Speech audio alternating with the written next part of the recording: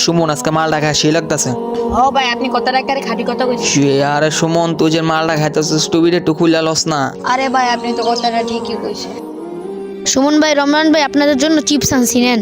আরে সুমন বেটা মদের ভিতরে চিপস আনছে সে আরে বেটা দে। সুমন চিপসটা তো খায় মনে কর সেই মজা লাগলো, আর এর ভিতরে যদি একটু গরুর গোস্ত হতো তাহলে মনে কর আরো মজা লাগতো। ও ভাই আপনি ঠিকই কইছেন। ওই আর ফি তোকে বাসায় না গরুর মাংস আছে, যা লয়ে আয়। ঠিক আছে ভাই, আপনারা বসেন। আমার বাসা থেকে গোস্ত আনতেছে আপনাদের জন্য। নেন ভাই, আপনাদের জন্য গোস্ত আনছি। আরে তুই গোস্ত আনছিস, সেই গোস্ত তো না তো গন্ধ আসে কিভাবে রে? বাসায় তো গরুর গোস্ত নয়, তাই আপনাদের জন্য কুকুরের গোস্ত নিয়ে আইছি। আরে এই সুমন তুই দেখেছিস ও আমাদের জন্য কুকুরের গোস্ত আনছে? এই ইসলামে কি কুকুরের গোস্ত খাওয়া যায় নাকি রে? ভাই ইসলামে তো কুকুরের গোস্ত খাওয়া নিষেধ, তাই আপনারা মদ খাচ্ছেন কেন? আরে ছোট ভাই তুমি তো কথাটা ঠিকই বলেছো। এই সুমন এই কথাটা তো আমরা আগে বুঝতে পারিনি। ভাই ভুল তো মানুষেরই হয়, আজকে থেকে আর মদ খাবেন না।